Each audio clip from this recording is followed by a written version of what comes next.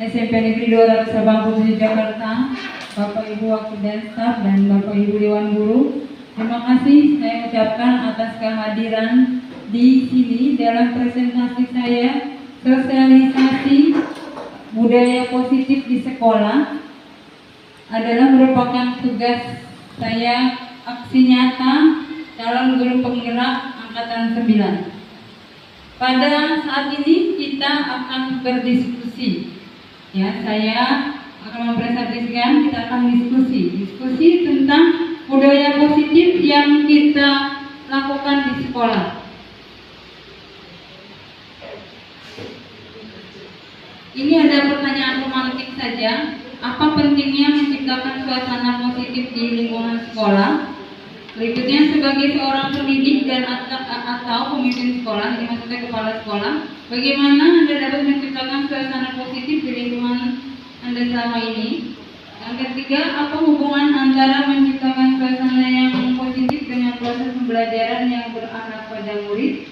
Yang keempat, bagaimana penerapan disiplin saat ini di sekolah Anda? Apakah sudah diterapkan dengan efektif?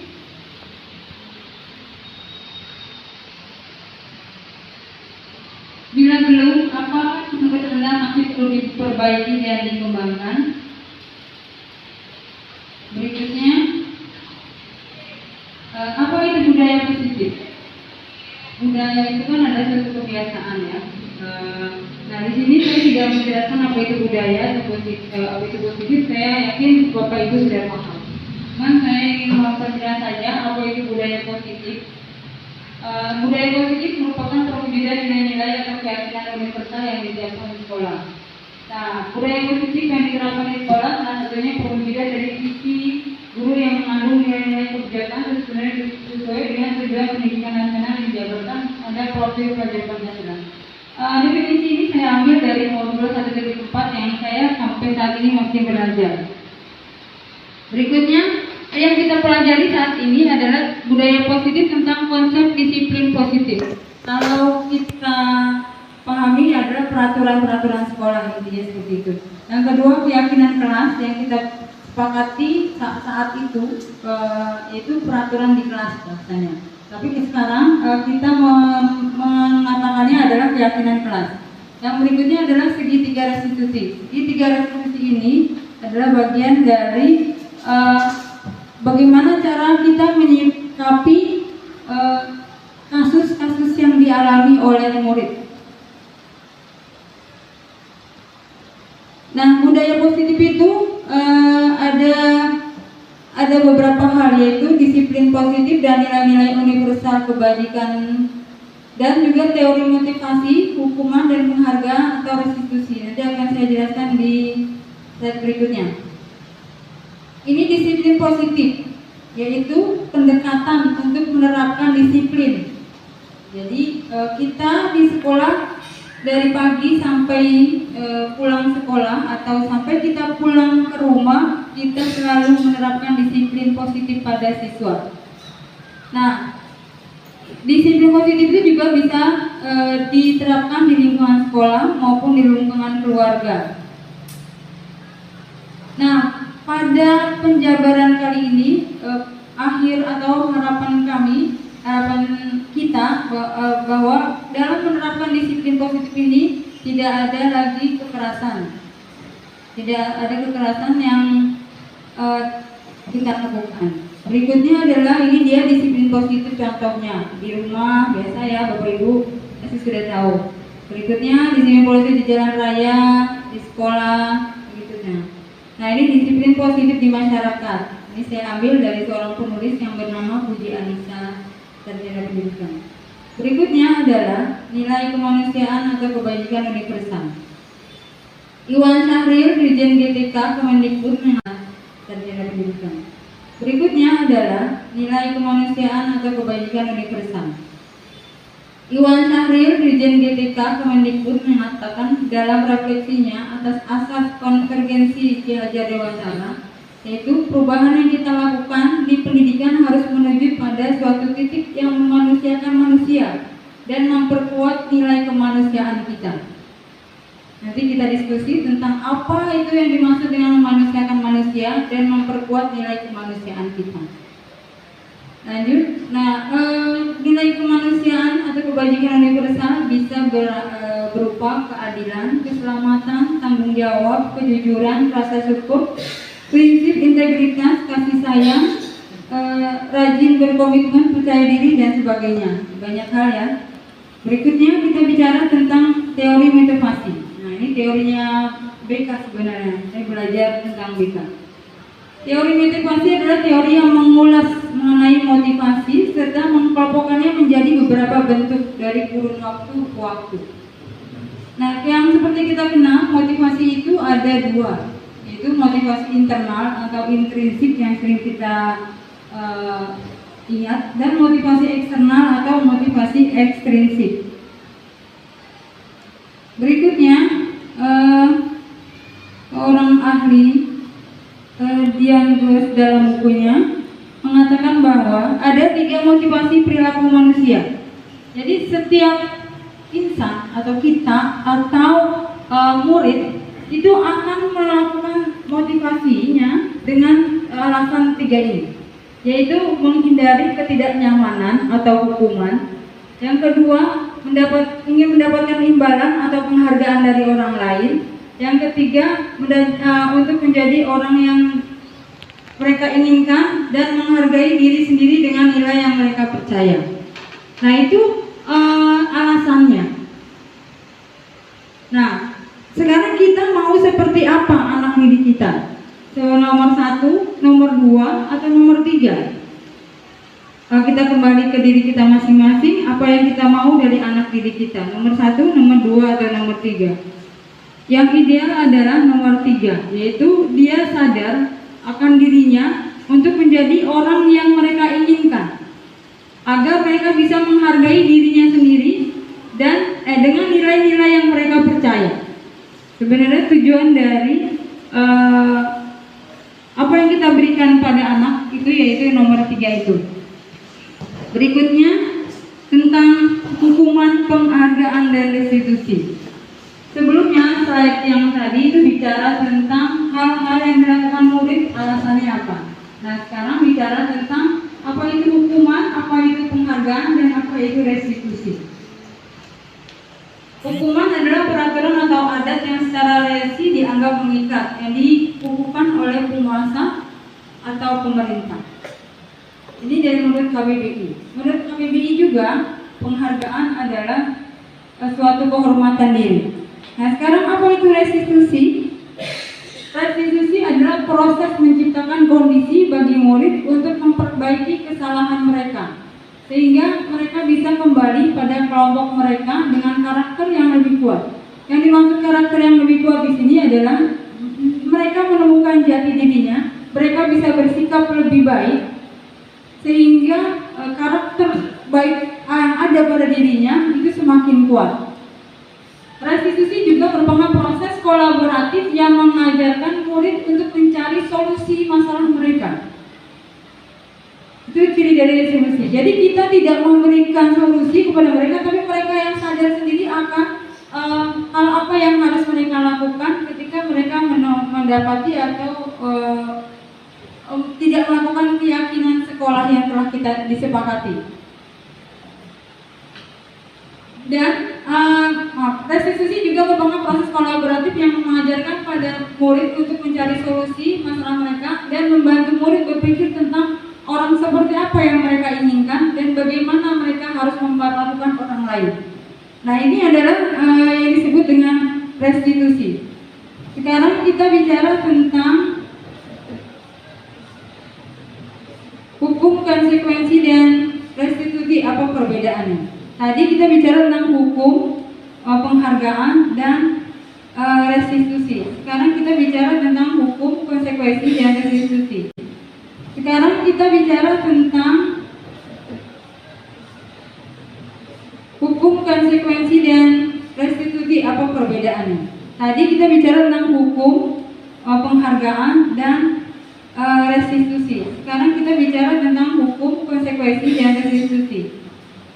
Nah, di sini tadi dikatakan bahwa hukum itu bersifat terencana. Jadi kalau kita menerapkan suatu hukum atau hukuman di sekolah itu pasti hukuman itu anak tidak dilibatkan, dan hukuman itu bersifat satu arah dari pihak guru yang memberikan dan menerima suatu hukuman tanpa melalui suatu kesepakatan. Padahal anak punya hak untuk mengetahui hukuman kesepakatan apa yang akan dia dapatkan jika dia tidak atau melanggar kesepakatan yang sudah disepakati bersama. Nah, hukuman itu bisa berupa fisik, nggak kelihatan, psikis, atau murid anak itu disakiti oleh suatu perbuatan atau kata-kata kita yang kasar. Ya, dalam tujuan saya presentasi kali ini adalah kita menyamakan persepsi. Mungkin beberapa hari yang lalu atau ketika kita menangani anak, kita merasa kita posisinya seperti apa kita memberi hukuman, atau kita memberikan konsekuensi, atau kita memberikan restitusi.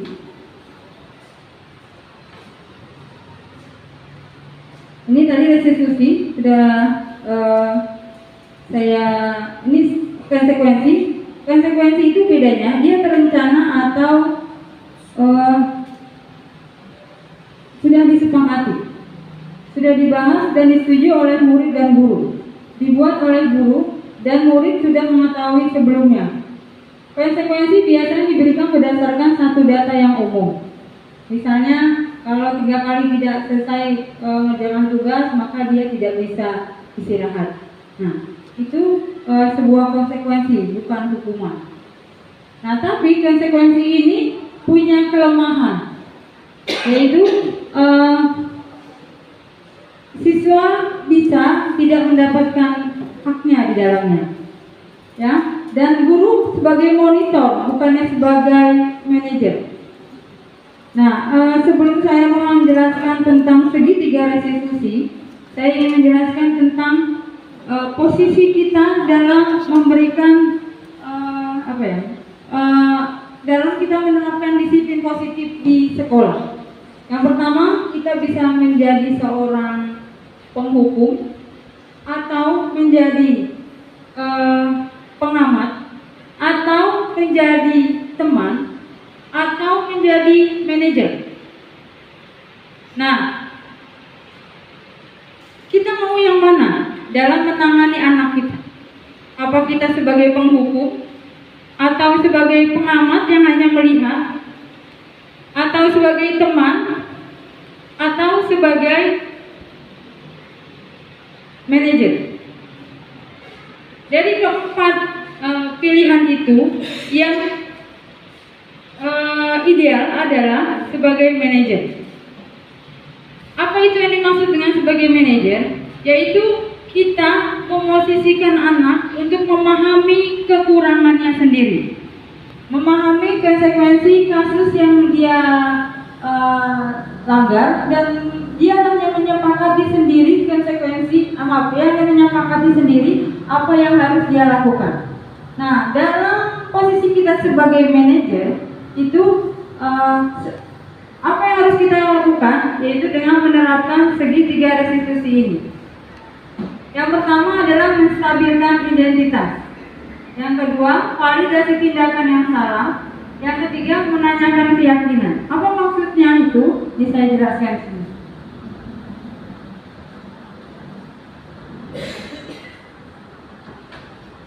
Kasus pertama, misal kita atau anak kita atau murid tidak masuk sekolah tanpa keterangan, kalau kita sebut alfa, ya. Nah, bagaimana cara menyikapinya? Keterangan, kalau kita sebut alfa, ya. Nah, bagaimana cara menyikapinya? Dengan menggunakan segitiga restitusi. Nah, kita menstabilkan identitas. Yang pertama adalah kita menanyakan kepada siswa kebenaran kasus yang dilakukan. Biasanya kita memanggil siswa, terus kita tanya, misalnya si A, Kamu kemarin tidak hadir pada penata pelajaran ibu dan tertulis alfa, benarkah? Itu yang disebut dengan menstabilkan identitas. Ya, jadi kita nanya dulu, benarkah dia melakukannya? Yang kedua, validasi tindakan yang salah. Nah, setelah dia mengakui, oh benar bu, saya nggak masuk karena saya kesiangan, orang tua saya nggak bangunkan, atau orang tua saya membangunkan saya, tetapi saya tidur lagi, misalnya. Nah, pada posisi itu, menurut segitiga restitusi, itu kita menanyakan kembali kepada anak tersebut atau murid tersebut. Tapi sebelum kita menanyakan kembali hal-hal yang ingin kita tanyakan, kita mengatakan terlebih dahulu, salah satunya seperti ini. Saya tidak ingin mencari siapa yang salah, tapi ingin mencari solusi dari permasalahan ini. Nah, ketika kita mengatakan ini, siswa sudah mulai dia memahami bahwa apa yang harus saya lakukan, apa yang kekeliruan apa yang saya lakukan, yaitu berikutnya kita melakukan langkah yang ketiga, menanyakan keyakinan. Siswa memahami dan demikian presentasi saya. Dalam ini bisa kita berdiskusi atau apapun, Bapak Ibu, dari yang saya presentasikan di sini. Menurut Bapak Ibu, ini sebelum Bapak Ibu tanya, saya bertanya, bolehkah keempat peran yang kita terapkan di siswa atau di anak digabungkan? Yang pertama itu sebagai penghukum, yang kedua sebagai pengamat, yang ketiga sebagai teman, yang terakhir adalah manajer. Kita di sana, makanya ketika mensosialisasikan ini, saya ditugaskan untuk sedikitnya mengenalkan kepada Bapak Ibu guru bahwa ternyata ada yang lebih efektif dalam menangani anak, yaitu dengan menggunakan segitiga restitusi. Memang kata ahli tersebut ini butuh waktu, tapi diharapkan nanti ke depannya generasi kita bisa memahami karakter dirinya, sehingga itu udah bukan suatu masalah, tapi dia sebelum melakukan sesuatu dia sudah memahami bahwa ini salah, ini benar. Itu sebenarnya. Bapak Ibu ada yang bertanya? Kalau ada yang bertanya, saya mau bertanya. Baik, silakan Bu. Ini siswa memahami dan mengakui kesalahannya, sehingga tidak ingin mengulang kembali di kemudian hari. Tapi yang saya alami Bu, banyak yang mengulang lagi. Nah, seperti tadi juga yang Bu Ella katakan tadi, anak kesiangan bangun tidur, sehingga dia tidak datang sekolah. Tapi setelah ditanya dia mengakui bahwa dia kesiangan tadi bangun orang tuanya. Nah, yang saya alami itu anak pernah kemarin kompak, ya, orang tua dan anak. Jadi si anak itu kesiangan bangun, lalu orang tuanya langsung buat keterangan ke sekolah, si anak-anaknya itu sakit. Nah, itu yang banyak kita alami Bu. Jadi kok kompak gitu anak dengan orang tua gitu loh Bu. Nah, gimana mengatasinya Bu?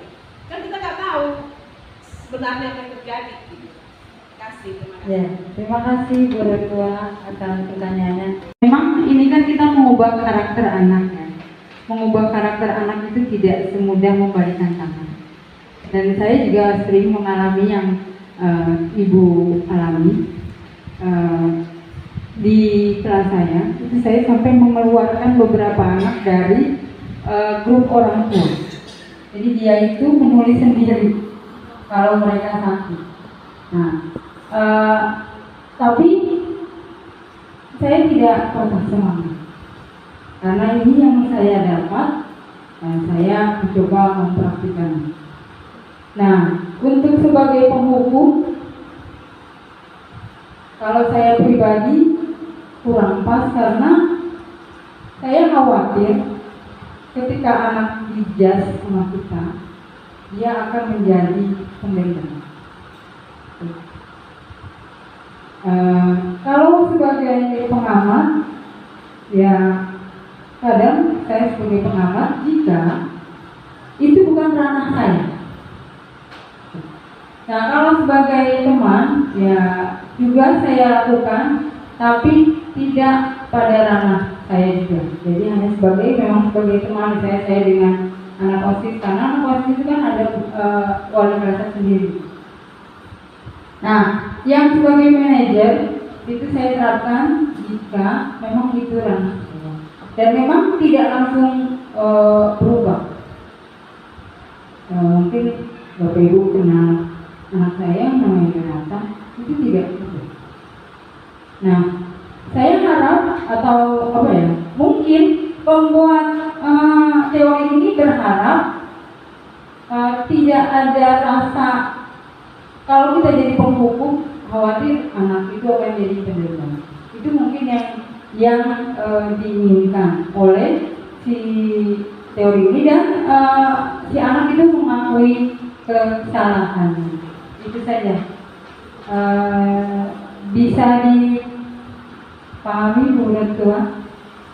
Ya, ini yang saya bagas itu kemarin ini ngumpet kemana, bolos ke Tanah Merah. Dia bolos ke Tanah Merah. Itu ketahuan itu karena saya menghubungi orang tua. Loh, tadi berangkat dari sekolah kemana? Akhirnya dia hubungi si anak itu, dia nginep ngumpet di Tanah Merah itu, di sana di kampung Kuba itu. Baru dia pulang ke rumah. Tadinya dia berangkat dari sekolah, pulang tetap pulang seperti biasa. Jadi saya juga nggak tahu, orang tua juga nggak tahu. Tapi karena saya tanya orang tua, ini kemana? Kok nggak ada kabar gitu? Barulah ketahuan dia di bolos. Udah buat surat perjanjian dengan orang tua, udah saya panggil dengan guru BK, semua sudah oke, tidak mengulangi lagi. Tapi dia mengulangi lagi dengan kesalahan yang berbeda. Dia merokok di belakang masjid yang ketahuan oleh Bu Eli. Nah, itu kenapa ya kasus-kasus yang berbeda diulang-ulang gitu loh Bu? Gimana cara mengatasinya? Terima kasih. Ya, terima kasih juga Bu. Pak, kita kan saling sharing ya.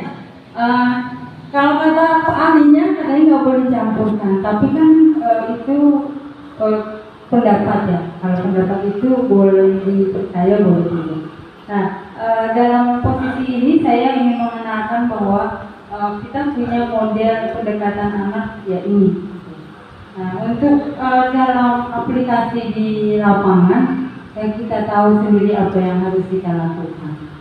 Intinya apapun yang kita lakukan berujung pada perbaikan karakter siswa. Begitu kan Bapak Ibu?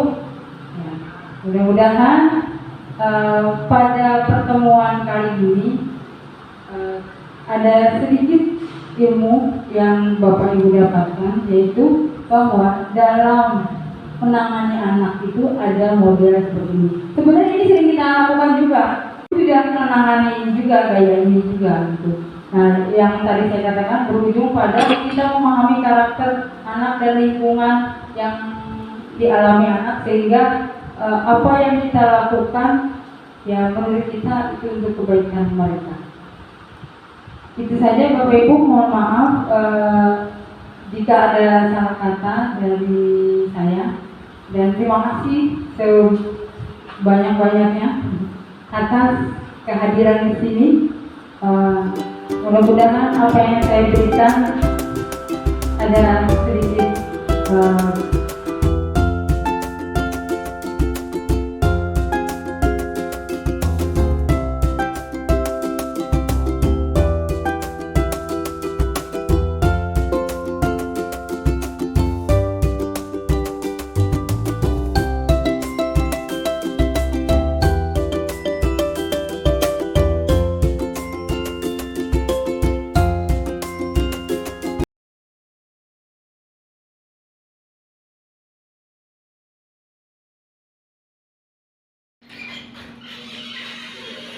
Assalamualaikum Pak. Waalaikumsalam. Izin masuk Pak. Ayo silakan. Bu Lela, ya silakan masuk. Silakan duduk Bu. Baik, makasih. Apa ini? Ini Pak, kebetulan saya mau mengajar. Mohon sarannya untuk pembelajaran saya di kelas. Oh iya, kebetulan juga ini terkait dengan supervisi Iya. nanti Bu ya ini. Ya, Iya. saya ini modul belajar saya mengenai koleksi mungkin ada. Kayaknya ini sudah saya tanda tangan semua nih Bu ya. Ya, Oh iya, berarti kayaknya sudah saya lihat itu skenario pembelajarannya bagus. Mudah-mudahan nanti bisa terlaksana sesuai dengan yang Ibu rencanakan. Mudah-mudahan seperti itu. Ya. Ini kalau sudah bisa dilaksanakan di kelas seperti yang Ibu rencanakan, saya yakin akan merasakan yang luar biasa. Ya kan Bu, nanti saya akan apa namanya ikut belajar sama anak-anak. Ya. Silakan dilanjutkan Bu ya, silakan. Saya sudah koreksi kemarin. Ya.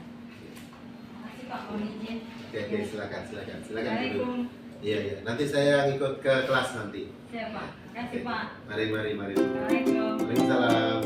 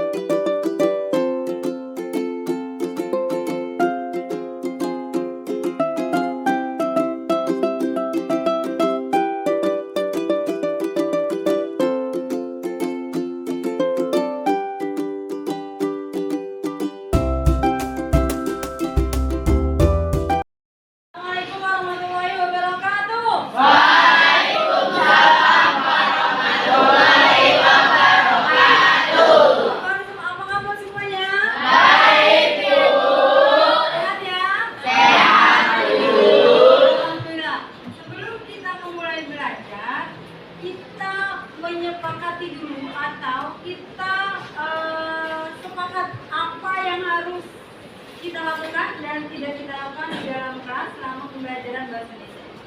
Yang dalam hal ini Ibu menyebutnya keyakinan kelas.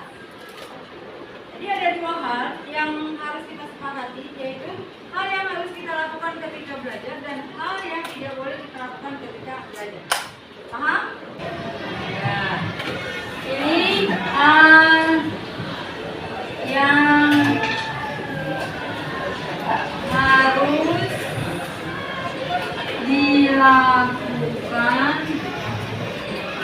di kelas. Hal yang harus dihindari selama belajar di kelas. Nah, ini ada dua hal. Yang ini biasanya kita menyebutnya yang tidak boleh dilakukan. Nah, kata tidak itu cenderung pada hal-hal negatif. Karena ini adalah sebuah hal positif, maka ini tidak menyebutkannya dengan kata tidak, tapi menyebutkannya hal yang harus dihindari selama belajar di kelas. Ya, paham? Paham, Ibu. Yang ini adalah kesepakatan bersama, keyakinan kita bersama. Nah, Ibu ingin dari kalian nih, apa yang harus kita lakukan dan apa yang harus kita hindari selama belajar di kelas. Yang harus dilakukan menggunakan warna hijau. Yang tidak atau yang harus dihindari menggunakan warna orange. Nah, sekarang siapa yang mau menulis yang harus dilakukan di kelas? Ini kan? Boleh? Tulis ya, nanti tempel di situ ya. Jangan lupa tempelannya ada di atas nih, jangan salah. Di situ dia, nanti kamu langsung. Ada lagi? Oke, bagus. Ada lagi 10 orang? Saya, Bu. 3, 4, 5. Lagi? Jangan tulis. Boleh kamu tempel di sini. Yang harus dihindari. Oke, warna orange ya. Hijaunya juga ada dulu. Nah, warna orange. Itu nggak nempel, saya nggak nempel. Nah, lagi yang harus dihindari di kelas, bisa. Oh baik. Kamu harus paham yang harus dihindari. Tidur di kelas boleh nggak? Itu yang harus dihindari. Apa lagi? Oh, oke. Yang sudah boleh langsung ditempel. Dan tadi yang harus dilakukan.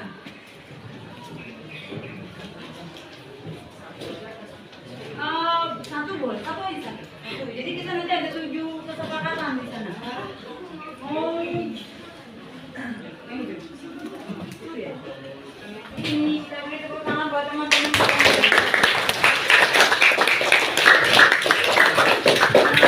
Hal yang disarankan, yang pertama, menyimak guru saat menjelaskan, tidak berisik. Nah, jika tidak ada guru, ada 2 ya. Menyimak guru saat sedang mengerjakan suatu materi, memperhatikan dulu saat menerangkan materi, belajar dengan penuh semangat. Baik, yang pertama berarti memperhatikan guru saat atau ketika guru menjelaskan materi.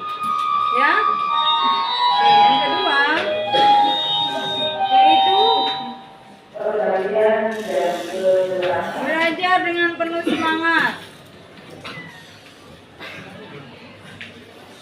Penuh semangat.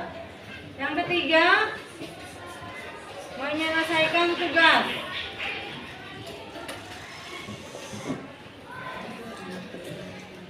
Inilah intisari atau simpulan yang sudah disepakati atau yang diusulkan oleh teman-temanmu. Sekarang hal yang harus dihindari. Yang pertama, ini apa nih? Bercanda. Lalu bercanda, tidak ribut, tidak bercanda ya. Terus tidak makan di kelas, berisik. terus membuat keributan. Berarti hampir semuanya tentang bicara ribut. Berarti di sini hindari, karena tidak boleh menggunakan kata tidak. Berarti apa yang kita sepakati? Hindari keributan di kelas. Nah, lawan dari tidak ribut apa? Tidak berisik. Lawan tidak berisik. Tenang.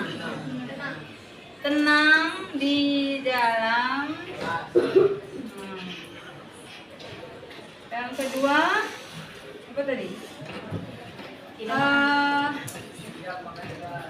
Adakah di sini?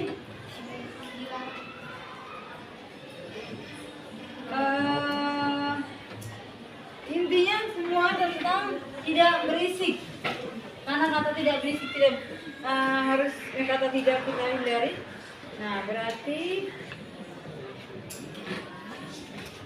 ini kan tenang di dalam kelas. Yang kedua, kata dilarang jangan kita hindari gimana? Kalau nggak makan di kelas,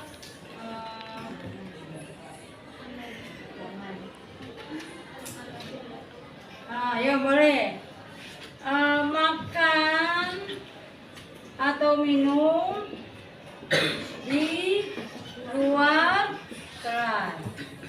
Ya, kalau kamu tidak mau makan di luar kelas berarti tidak makan di dalam kelas. Kalau mau makan berarti harus di luar kelas. Sepakat? Sepakat. Sekretaris, ibu mohon catat. Terus nanti kamu masukkan ke Canva, kamu tempel di sini. Ini adalah kesepakatan yang harus kita sepakati dan harus kita laksanakan bersama. Tujuannya adalah agar pembelajaran di kelas 8E ini berjalan dengan lancar, baik dan kondusif. Itu saja, mohon dicatat yang mana sekretarisnya. Cari kami berdua ya. Siapa yang bikin Canva? Biasanya bikin Canva. Ya, bisa. Kayak bahkan kamu kan bisa saya Canva. Ya, pokoknya intinya tulisannya bagus ya. Itu saja sepakat kita hari ini. Mudah-mudahan apa yang kita sepakati kiat-kiat kelas ini bisa kita laksanakan dengan baik. Terima kasih semuanya. Assalamualaikum warahmatullahi wabarakatuh. Waalaikumsalam warahmatullahi wabarakatuh. Adapun penerapan segitiga restitusi dalam menyelesaikan kasus tadi, langkah yang pertama saya lakukan adalah menstabilkan identitas. Saya tidak ingin mencari siapa yang salah, tapi ingin mencari solusi dari permasalahan ini. Berikut videonya. Kenapa? Saya bangun kesiangan, Bu. Kenapa kesiangan? Karena saya tidur terlalu malam dan kebetulan kedua orang tua saya sedang pergi, Bu. Nah, dalam hari ini ibu tidak ingin mencari siapa yang salah, tapi ibu ingin mencari solusi atas tindakanmu. Jika kita bicara tentang keyakinan kelas dan keyakinan sekolah yang telah kita sepakati, tindakan apa yang belum kamu tunjukkan? Saya bolos sekolah karena bangun kesiangan, Bu, dan tidak memberikan kabar. Baik, ibu telah mendengar pengakuanmu atas tindakan kelas yang belum kamu tunjukkan. Sekarang apa tindakan atau disiplin kelas yang akan kamu lakukan? Saya tidak akan kesiangan. Saya akan berjanji bangun lebih pagi agar bisa ke sekolah.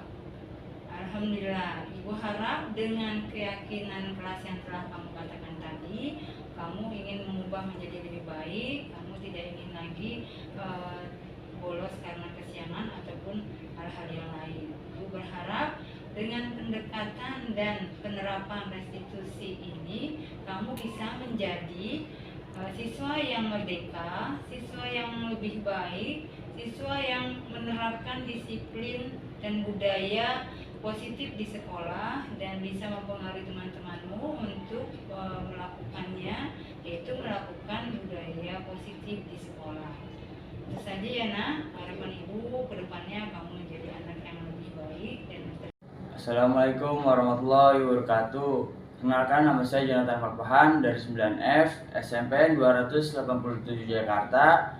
Setelah saya melakukan restitusi dengan Bu Ella, saya menemukan solusi dari permasalahan yang saya alami. Terima kasih atas solusi yang Ibu berikan. Assalamualaikum warahmatullahi wabarakatuh.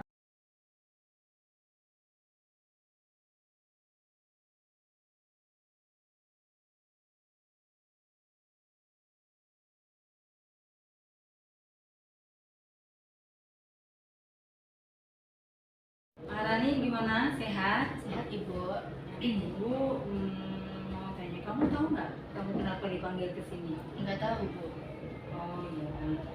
Beberapa waktu yang lalu ada yang memberitahu ibu bahwa kamu ulangan harian Satu Bahasa Indonesia mencontek ke Lina. Benarkah? Benar Ibu. Kenapa kamu contek jawabannya? Karena saya nggak tahu jawabannya. Kenapa nggak tahu jawabannya? Karena saya nggak belajar. Oke, kenapa nggak belajar? Karena catatan saya kurang lengkap Bu. Oh, kalau kurang lengkap karena kamu di kelas bercanda gitu, jadi nggak mencatat jadwal ataupun pelajarannya. Saya catat tapi beberapa doang Bu, terus sisanya saya itu main-main. Berarti kamu tahu kekuranganmu, ya kan? Bahwa catatan pelajaranmu kurang karena kamu main-main ketika mencatat pelajaran. Iya Bu. Ibu nggak mencari kesalahan dalam hal ini, tapi ibu mencari solusinya, ya. Baiklah, dalam hal ini kita bicara tentang keyakinan kelas dan keyakinan sekolah yang sudah kita sepakati.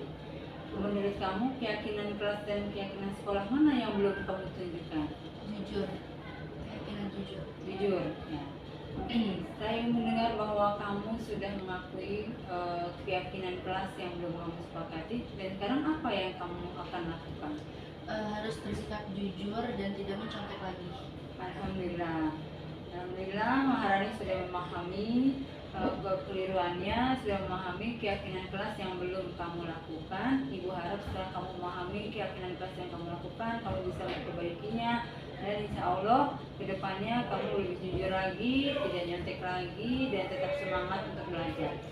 Paham nak? Paham Bu. Oke, itu saja. Silakan ke kelas mengikuti pelajaran berikutnya. Terima kasih Bu. Sama-sama. Selesai.